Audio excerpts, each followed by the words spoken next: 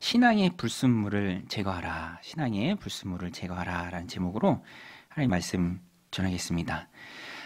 사람들은 마음속에 관심사가 가는 것을 가지고 이렇게 사물을 보고 또 평가할 때가 있습니다. 왜냐하면 이제 마음이 거기 가 있기 때문에, 그렇죠. 마음이 거기에 가 있기 때문에 그렇게 보는 거예요. 그것을 가리켜서 세상에서는 그런 말 들어보셨죠? 보고 싶은 것만 본다. 예. 들어보셨죠? 보고 싶은 것만 본다. 아니, 저 사람은 보고 싶은 것만 본다. 보고 싶은 것만 보고 싶어서 보는 게 아니라 마음이 이미 거기 가 있기 때문에 그래요. 사람들이 다 보는 바가 다릅니다. 받아들이는 바가 다르고요. 똑같은 사안일지라도 해석이 다 달라요. 제가 전에 노회에서 어떤 목사님을 처음 뵀는데 이제 서로가 서로를 보면서 뭐 이름도 모르고 나라도 모르죠. 그런데 이제 식사를 하면서 이제 나이를 이렇게 얘기하게 되는데 그 목사님이 저한테 대뜸 이러시는 거예요. 제가 나이를 얘기하니까 놀라시면서, 놀라면 둘 중에 하나잖아요. 이유는요. 나이를 얘기했는데 놀랬다. 둘 중에 하나잖아요.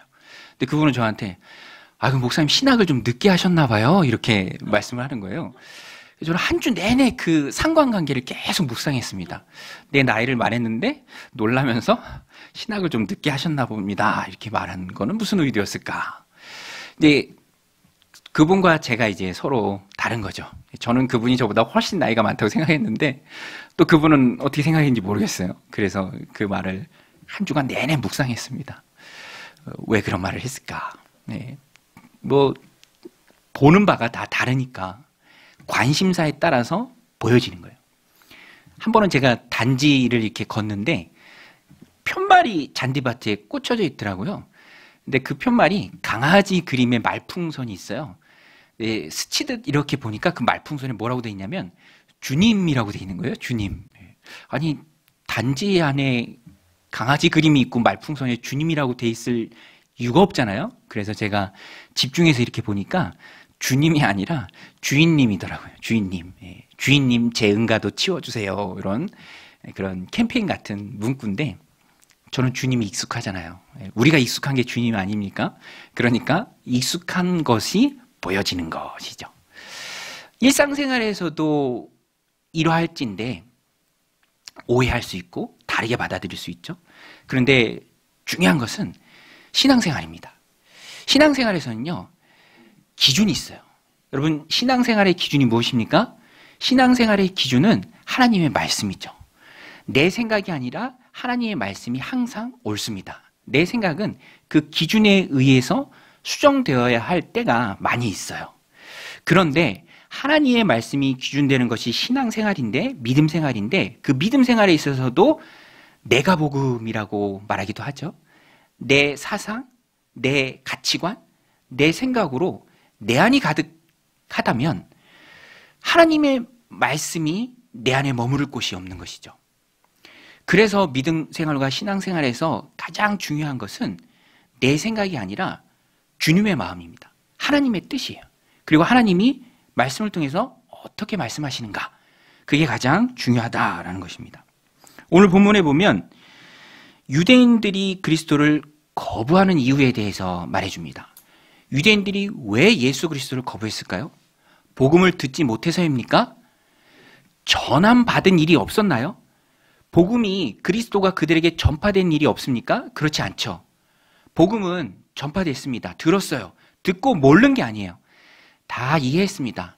영어 성경 보면 understand라고 번역한 것도 있어요. 그만큼 이해했습니다. 그러나 거부했죠.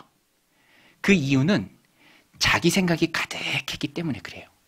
우리 앞장에서 살펴봤죠? 자기의. 여러분, 자기의의 핵심이 무엇입니까? 혼자서도 잘해요. 율법 잘 지켜요. 혼자서도 잘할 수 있어요. 이 자기의로 똘똘 뭉쳐있기 때문에 자기 생각, 자기의가 그 안에 가득 차 있었기 때문에 복음을 받아들이지 못했던 거예요. 들었지만, 알고 이해했지만 아직까지 율법이 더 좋아요. 왜? 율법은 차별이니까. 복음에는 헬라인이나 유대인이나 차별이 없습니다. 예수 그리스도의 이름을 부르는 자는 구원을 받으리로다. 너무너무 좋죠. 차별이 없습니다. 이게 못마땅했던 거예요. 유대인들은요. 왜 차별이 없지? 나는 우월한데? 핵심은 유대인들이 가지고 있었던 잘못된 선민의식, 선택받은 민족이다. 우리만 귀하다. 우리만 의롭다. 그것은 필연적으로 우월의식으로 나가게 돼 있어요. 나만 의롭다. 우리만 율법을 가지고 있다. 너는 그렇지 않다. 열등하다. 나만 우월해. 이게 좋은 거예요. 그러니까 들어서 알고 있지만 무슨 내용인지 이해는 했지만 차별이 없는 복음에 구미가 당기지 않았습니다. 율법이 너무 좋은 거예요. 포기할 수가 없는 거예요. 여전히 그 안에 가득한 겁니다. 그래서 예수 그리스도가 오신 후에도 이것을 받아들이지 못했어요. 듣기는 다 들었습니다. 우리 10장 14절 15절 같이 한번 읽겠습니다. 그런즉 그들이 믿지 아니하는 이를 어찌 부르리요? 듣지도 못한 이를 어찌 믿으리요?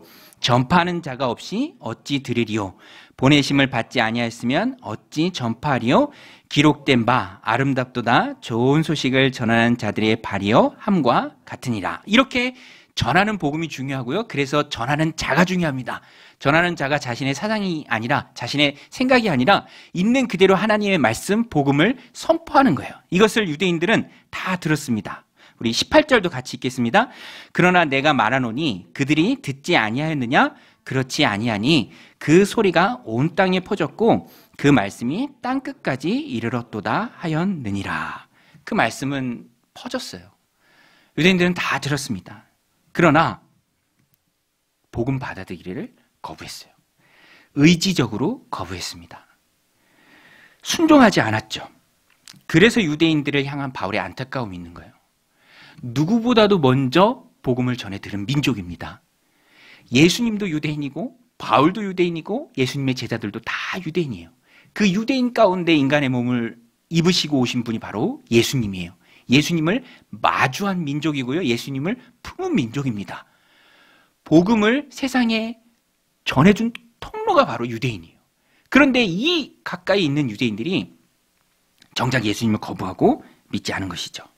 16절에 보면은 우리의 전하는 바를 누가 믿었나이까? 라는 그 이사야 선지자의 외침이 나옵니다. 그만큼 전에도 믿지 않았다. 믿는 자가 적었다라는 절망적 외침입니다. 유대인들은 의지적으로 거부했어요.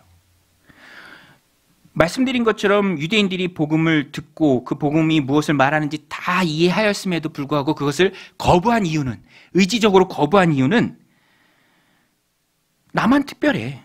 그렇죠? 우리만 특별해. 너희는 특별하지 않아. 라는 그 의식 때문인 거예요. 그것을 선명하게 가는 게 바로 율법이거든요. 율법은 지키고 안 지키고에 따라서 명확하죠. 아주 선명합니다. 그것에 따라서 상대적 우월감을 얻어요. 그러니까 좋은 거예요. 놓지 못하는 겁니다. 그 기득권 안에 취했던 거예요. 전에 세종대왕이 한글을 만든 내용의 드라마가 있었죠. 저도 다 보진 않았는데 얘기만 들었어요. 그런데 그 안에 보면 물론 픽션이니까 이제 꾸며낸 내용들이 첨가가 되었죠. 근데 드라마 중에 그런 내용이 나와요. 누구나 글을 읽고 누구나 글을 쓸 줄 안다고? 그러면 안 되지. 막아야지. 한자에 익숙한, 그래서 그들이 누렸던, 그들만 가지고 있었던 그 언어, 거기서 오는 만족감, 기득권, 그것을 누구나 다 누릴 수 있다? 안 된다. 막아야지. 뭐 그런 내용이 나옵니다. 그런데 유대인들이 딱 그랬던 거예요. 자기 스스로도 그 율법을 내려놓지 못했던 것입니다. 너무너무 안타까운 민족이 유대인이죠. 왜냐하면 율법은요, 예수님 오시기 전까지입니다. 모든 율법은 그림자예요. 실체 대신 예수님이 서 계시면 그것의 그림자로서 있는 것입니다. 그러니까 실체 대신 예수님이 오신 후에는 더 이상 존재의 의미가 없잖아요. 시효가 있습니다. 여러분 그거 아세요? 내년부터 그 식품의 유통기한이 표시가 안 되고 소비기한이 표시된다 그래요. 소비기한. 네. 설교에 막 이런 것도 얘기해줘요. 그죠? 네. 너무 좋지 않습니까? 막 설교에, 그죠? 상식도 말씀드리고 소비기한이 표시된대요. 유통기한 얼마나 찜찜해요. 사실 유통기한은 판매 금지 기간이잖아요. 먹어도 상관없잖아요. 하루 지나서 먹어도 무슨 상관입니까? 근데 왠지 찜찜하고 부담스럽고 불편하고 이거 편하게 하자. 그래서 소비 기한, 소비될 수 있는 기한. 그게 유통기한보다 훨씬 넓은 거죠. 그런데 말하자면 율법이 그래요. 뭐 유통기한이 됐든 소비기한이 됐든 그 표시가 다 있습니다. 만들어진 때가 언제입니까? 율법이 모세가 출애굽할 때. 그리고 그 소비기한이 언제죠? 율법의 완성이신, 율법이 없어진 게 아니에요. 율법의 완성이신 예수님이 오신 후에. 그러니까 예수님 오실 때까지, 그 때까지만 기한이에요. 그런데 예수님 오신 후에도, 복음이 새롭게 제시된 후에도 그리스도의 십자가 보혈로서 죄사함을 얻을 수 있는 길이 활짝 열렸음에도, 하나님께로 나아갈 수 있는 길과 진리, 생명 되신 예수님이 계신 후에도 율법을 꼭 붙들고 있는 거예요. 그러니까 안타까운 민족이 바로 유대인이죠.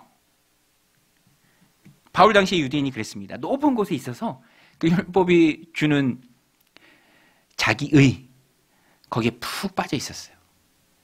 한마디로 말하면 내 속엔 내가 너무도 많아. 자기 안에 자기의가 가득했습니다. 자기 생각이 가득했어요. 그러니까 들었지만, 뭔 내용인지 이해는 했지만 구미가 당기지 않았고 의지적으로 거부했습니다. 불순종했어요. 복음의 반대편에 섰습니다. 이게 너무너무 안타까운 것이, 바울도 여러 번 고백하죠. 쉽게 월드컵 요새 하잖아요. 좀 비유해서 말씀을 드리자면, 정말 내노라는 스타 플레이어로 팀을 꾸렸어요. 손흥민 같은 그런 선수들로. 예. 제가 막 메시도 얘기하고 싶고 호날두도 얘기하고 싶지만 별로 안 좋아하기 때문에, 그러니까 손흥민 같은 훌륭한 선수들로 다 꾸렸습니다. 그래서 우승은 따놓은 당상이라고까지 할 수도 있어요. 게임에 출전만 하면 돼요. 그런데 이런 좋은 선수들을 가지고도, 이런 좋은 조건을 가지고도 경기 날짜를 착각한 거예요. 그래서 아예 경기장에 나타나지도 않은 겁니다. 나타나지 않으면 몰수패를 당하잖아요. 유대인이 딱 그랬습니다. 예수님도 유대인이고 제자들도 다 유대인이고, 그들은 율법을 가졌고 예수님이 오시리라는 그 선지자의 예언, 모세의 예언부터 시작해서 다윗의 예언, 아브라함이 예수님 때를 볼 것을 기뻐했던, 그들이 조상이라고 섬기는, 그렇게 기뻐하는 그런 복음에 아주 가까운 그런 모든 좋은 조건은 다 가졌음에도 그 마음에 자기의가 가득했기 때문에 예수님을 놓친 거예요. 그러니까 너무너무 안타까운 거죠. 예수님을 그들이 놓쳤던 핵심적인 이유는 우리가 기억해야 돼요. 의지적인 거부였습니다. 다 알고도 거부했어요. 왜 거부합니까? 율법을 내려놓지 못했어요. 오늘 우리도 신앙생활을 하면서, 물론 예수님을 통해서 다 구원받은 백성이죠. 그 후에 신앙생활을 할 때 다시 자기의가 솟아날 때가 있습니다. 복음으로 시작했고 중간도 과정도 복음이고 마지막도 복음이요 은혜여야 하는데, 어느 순간 내 생각으로 가득 찰 때가 있어요. 그것이 신앙의 불순물이에요. 태워야 합니다. 하나님의 말씀으로 태워야 돼요. 그런 내가 복음이라고 하죠. 자기 나름대로의 생각, 그것들은 하나님 말씀 앞에서 다 점검을 받아야 합니다.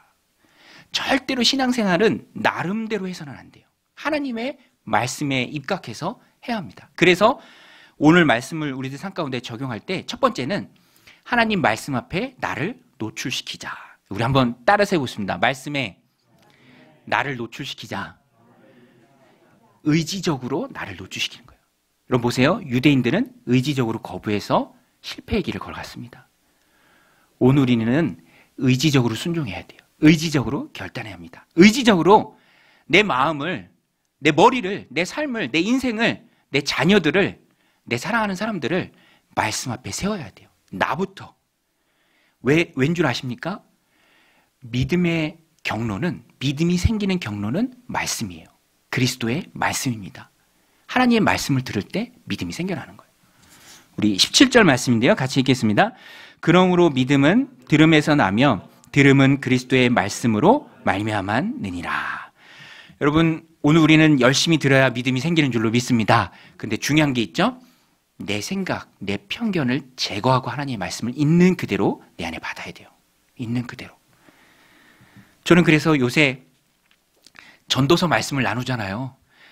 전도서 말씀도 참 은혜가 돼요. 있는 그대로 받을 때 은혜가 됩니다. 예수 그리스도의 말씀을 오늘 우리도 있는 그대로 받아야 돼요. 그리고 믿음이 그 말씀으로 내 안에 들어오고 나를 성장시키니 우리는 항상 말씀 앞에 나를 노출시켜야 됩니다. 말씀이 선포되는 그곳을 귀하게 여겨야 돼요. 하나님의 말씀으로 내 생각들을 제거해야 합니다. 그래서 말씀이 선포되는 자리가 귀한 거죠.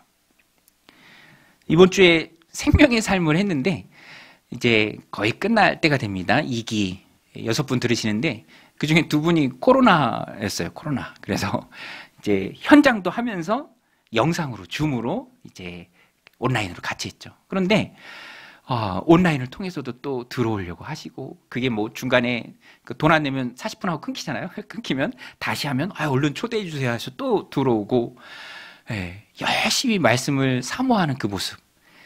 저도 또 그분들이 잘 안 들리는지 들리는지 잘 모르니까 이제 막 목소리를 크게 하게 되고 그러니까 말씀이라는 그 한가운데 전하는 자나 또 같이 참여하는 자나 한 마음으로 돼서 그 시간을 잘 꾸려나가는 그 자체가 너무 귀하더라고요. 그리고 그렇게 참여하는 분들이 너무 귀하고.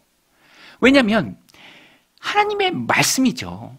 세상을 살아가면서 세상에서 가치관이 우리를 적실 때가 얼마나 많이 있습니까? 가랑비에 옷 젖듯이 그런 가치관들이 우리를 또 우리의 마음을 또 믿음에서 이탈하게 할 때가 덜어 있어요.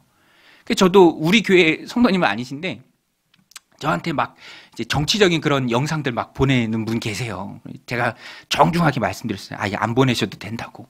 왜냐하면 우리는 세상의 그 가치관보다 그리스도인의 형제 자매라는 그 가치가 더 크잖아요.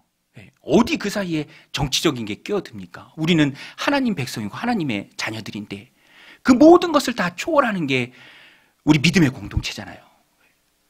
그러니까 우리는 이 땅을 살아가면서도 항상 깨어 있어야 돼요. 하나님의 말씀을 마음을 활짝 열고 받아야 되고요. 세상적인 사상과 가치관들은 항상 그 말씀의 필터링이 되어야 합니다. 전에 한번 말씀드렸죠. 영어 공부한다고 프렌즈 열심히 들었는데 공부는 좀 됐는데 그 자유분방한 뉴요커들의 그 사랑이 저한테까지 막 전달이 되더라고요. 제가 막 어느 순간 뉴요커가 돼 있어요. 막 자유분방하게 막 얘기하고 있고. 하나님의 사람인데, 그죠? 세상적인 것은 항상 말씀을 통해 필터링이 돼야 돼요. 그리고 말씀이 노출되는 시간이 많아져야 합니다. 우리 스스로를 항상 말씀 앞에 세워야 돼요.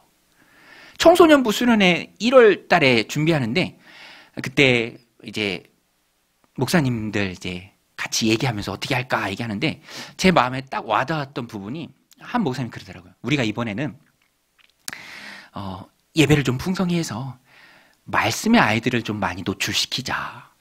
참 그 마음이 맞다라는 생각이 들었습니다. 그렇죠. 믿음이 생기는 것은 그리스도의 말씀입니다. 그리스도의 말씀이에요.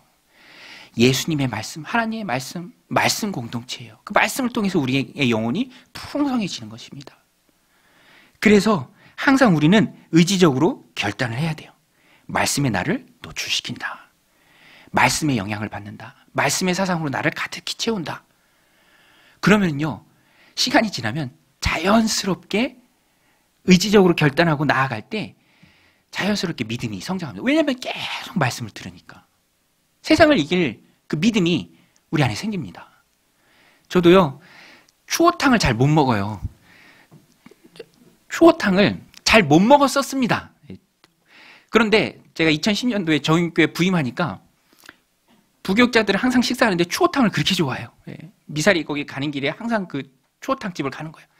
처음엔 제가 돈가스 시키고 그랬어요. 다들 불편하라고 돈가스 시켜서 먹고 그랬는데 근데 신기하게도요. 계속 가서 먹다 보니까 그게 익숙해지는 거예요. 제가 어렸을 때 미꾸라지에 소금 뿌리는 걸 봤거든요. 저희 어머니가 막 애들이 막 거품 물고 막 그래서 힘들었는데 계속 먹다 보니까 익숙해지니까 오히려 안 먹을 때는 제가 일부러 찾아도 가는 거죠. 말씀이라는 게 놀랍습니다. 여러분, 한번 결단을 하고 유대인들은 의지적 거부로 실패했습니다. 오늘 우리는 의지적 결단 수용으로 성공의 길을 걷자고요. 말씀 앞에 나를 노출시키십시오. 열심히 배우고 열심히 듣고 열심히 쓰고 열심히 경건생활을 하면서 믿음은 다른 것 없습니다. 그리스도의 말씀으로 말미암는 것이죠. 오늘 우리가 말씀을 사모함으로 우리 믿음을 힘있게 키워나가는 믿음의 백성들 다 되시기를 주님의 이름으로 축원드립니다. 또 한 가지 바른 신앙을 위해서는 우리가 하나님의 마음을 알아야 합니다. 하나님의 마음. 유대인들이 이렇게 아무리 복음을 거부하고 의지적으로 거부하고 달아나듯 하지만 하나님께서는 그 유대인들을 사랑하세요. 이방인들도 사랑하시고요. 그래서 오늘 본문 표현해 보면 거절하고 도망가는 사람들을 향해서 하나님께서 손을 내밀고 이렇게 기다려 주십니다. 우리 21절 말씀인데요. 같이 한번 읽겠습니다. 이스라엘에 대하여 이르되 순종하지 아니하고 거슬러 말하는 백성에게 내가 종일 내 손을 벌렸노라 하였느니라. 이게 바로 하나님의 마음입니다. 하나님은 품으시는 분이에요. 사랑으로 거부할지라도 기다려주시는 분이 바로 하나님이십니다. 하나님의 마음은 유대인이나 헬라인이나 가리지 않고 사랑하십니다. 그래서 모든 사람들이 구원받고 진리를 아는 데 이르기를 원하는 게 바로 하나님의 마음이요. 디모데전서 2장 4절 말씀처럼 하나님 모든 사람이 구원받으며 진리를 아는 데 이르기를 원하시느니라. 여러분, 하나님은 우리를 사랑하시는 줄로 믿습니다. 여러분 믿으십니까? 이것을 확실히 믿어야 돼요. 신앙생활은 다른 게 아닙니다. 하나님이 날 사랑하시는 걸 알고 내가 사랑받는 걸 믿고 날 사랑하는 하나님 앞에 반응하는 그 자체가 신앙생활이에요. 날 사랑하시는 하나님. 그래서 오늘 본문에 보면 하나님이 이 사랑이 얼마나 큰지 맞춤형이에요. 맞춤형. 거부하고 도망가는 자들한테는 팔을 벌려서 기다려주십니다. 유대인들을 향한 하나님의 사랑이에요. 그런데 이게 하나님의 아주 오묘한 방법이에요. 로마서 뒷부분에 가면 나오는데 그들의 인간적인 시기를 이용하는 거예요. 왜냐하면 유대인들이 자랑하는 게 언약의 백성이라는 거 아니에요? 아브라함의 자손이라는 거 아닙니까? 그런데 하나님의 사랑이 이방인들 향해서 막 흘러가는 거예요. 그걸 바라보면서 와, 우리가 유대인이고 우리가 자손인데 우리가 아브라함의 자손인데 하나님의 사랑이 우리가 아니라 우리 앞에서 딱 가로막히고 흘러서 이방인들한테 저렇게 흘러가네? 그런 현상들이 막 보이면서 유대인들이 인간적인 감정으로 시기하는 것을 하나님이 원하세요. 그 시기 때문에 그러면 안 되겠다. 우리도 더 늦기 전에 복음 안에 들어가야겠다. 예수 그리스도를 통해서 하나님 부어주시는 사랑이 내 안으로 흘러 들어오도록 우리 안으로 흘러 들어오도록 우리도 해야겠다. 그들의 인간적인 시기의 마음까지 쓰시는 분이 하나님이시죠. 그리고 이방인에 대해서는 아예 모르니 문외한이니 하나님께서 찾아가 주십니다. 묻지도 않고 찾을 수도 없는 그들을 향해서 하나님이 먼저 가주세요. 이방인과 유대인을 향한 하나님의 사랑이죠. 19절 20절 말씀입니다. 우리 같이 읽겠습니다. 그러나 내가 말하노니 이스라엘이 알지 못하였느냐? 먼저 모세가 이르되 내 백성 아닌 자로서 너희를 시기하게 하며 미련한 백성으로서 너희를 노엽게 하리라 하였고, 이사야는 매우 담대하여 내가 나를 찾지 아니한 자들에게 찾은 바 되고 내게 묻지 아니한 자들에게 나타났노라 말하였고. 이 말씀 안에 하나님의 사랑이 있습니다. 그들의 시기함까지라도 도구로 삼아서 어찌하든지 다시 복음으로 돌아오도록 그리스도를 통해서 정말 영적인 하나님의 자손이 되도록 원하시는 그 하나님의 마음, 그래서 거부하고 달아나는 그들을 향해서도 여전히 손을 벌려서 돌아오길 기다리는 아버지 하나님의 마음, 사랑이죠. 또 아예 모르고 문외한이고 찾을 가능성조차도 없는 이방인들 향해서는 하나님께서 먼저 찾아가 주시는 거죠. 그것이 바로 하나님의 사랑입니다. 그래서 오늘 우리는 하나님의 이 마음을 1차적으로 알아야 합니다. 제가 그래서 여러 번 여쭤보는 거예요. 여러분, 하나님은 우리를 사랑하시는 분인 줄로 믿습니다. 우리를 너무너무 사랑하시는 분이에요. 아끼시는 분이에요. 그래서 우리는 우리를 사랑하시는 그 하나님의 마음을 충분히 공감하고 나아가야 돼요. 제가 예전에 재밌게 봤던 드라마가 허준이거든요. 거기에 보면 허준을 그 스승 유의원이 더 이렇게 중용합니다. 더 귀한 일에 쓰죠, 허준을. 심성이 바르고 성품이 좋고 실력도 좋으니까. 그러니까 아들이 질투하는 거예요. 도지 도련님이 질투합니다. 시기하죠. 그리고 막 그런 걸 표현합니다. 아버지는 왜 나보다 더 저준을. 그런데 그 아버지가 친한 친구에게 그 속마음을 얘기해요. 그 대사 중에 이렇게 얘기합니다. 저 아이는 내 마음을 모른다. 자기 아들보다 실력이나 성품이 뛰어난 다른 사람을 써야만 하는 아버지의 마음이 어떤 건지 헤아리지 못한다. 이렇게 표현을 해요. 유대인들도 하나님의 그 마음을 몰랐던 거죠. 오늘 우리도 하나님의 마음을 깊이 알아야 됩니다. 그것이 바로 우리를 향한 사랑이에요. 우리를 향한 사랑이에요. 그 하나님의 사랑의 마음을 알 때 우리도 하나님 사랑의 방향이 가는 그곳을 향해서 하나님과 같이 나아갈 수 있는 거예요. 그리고 그 사랑의 바른 반응을 볼 수 있는 것입니다. 그래서 하나님의 사랑, 그 하나님의 마음을 아는 게 너무너무 중요합니다. 마음을 알아야 돼요. 마음을 알아야 돼요.